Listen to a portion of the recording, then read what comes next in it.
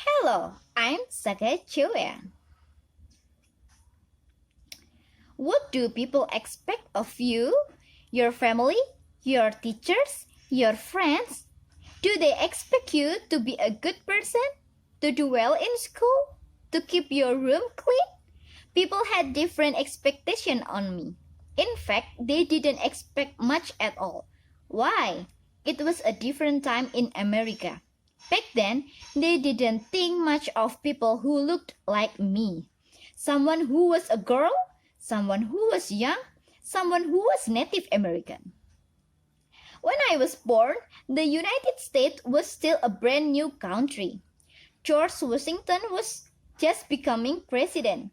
But my people, my tribe, which was called the Shoshone, had already lived here for thousands of years. This is my father. He was chief of our village. And this is my brother. We lived in what is now called Idaho. The United States was so young that Idaho didn't exist yet. The snow is arriving. It is time to move on.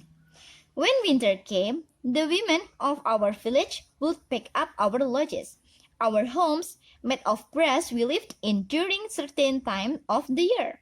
In spring and summer, the whole village would move to an area where there was better fishing.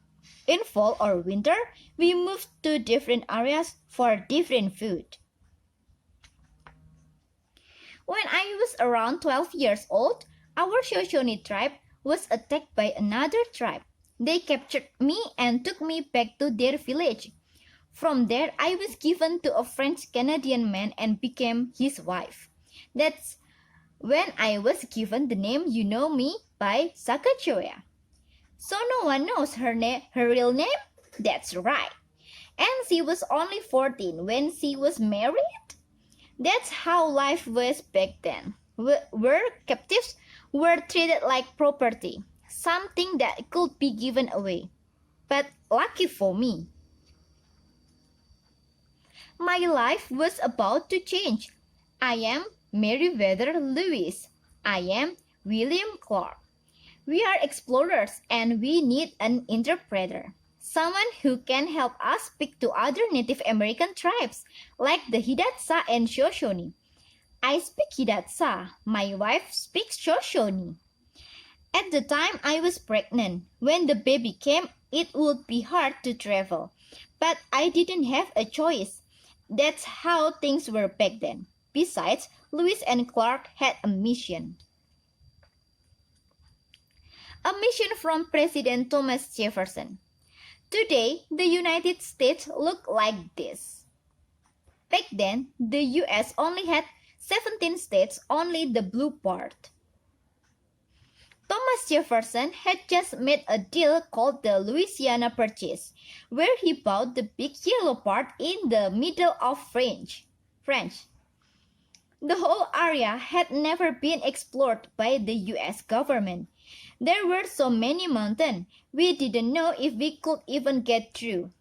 So our goal was to examine the land, open trade relations with the Native Americans, and find a safe path from here to the Pacific Ocean.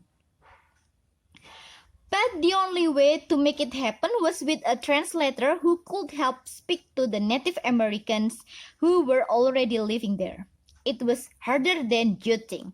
To talk to a Native American, I would translate what they said into Hidatsa, a tribal language that my husband spoke. Then, since he didn't speak English, he would translate the Hidatsa into French. Then, a member of the team would translate the French into English for Captains Lewis and Clark. What did he say? He wishes you harmony on your journey. Shoshone, then Hidatsa, then French, then English. By the time we were ready to leave, my son was born. Clark gave him the nickname Pomp. After a Roman general, it was meant as a joke, like calling a child commander. Was it dangerous to take a newborn baby into the wilderness? Of course it was, but we didn't have a choice. I wasn't even considered an equal part of the team. That's how things were back then. In April 1805, the Corps of Discovery set out from my village to explore this great uncharted land. There were a few dozen men. I was the only girl, the only female teenager, the only one with a baby, and the only Native American. Lewis and Clark thought it would be a one-year trip. They had no idea what they were getting into. Today, people say I was a guide, but my real job was an interpreter. Soon enough, Lewis and Clark realized I had many other skills. I'm hungry. There is nothing to eat out here.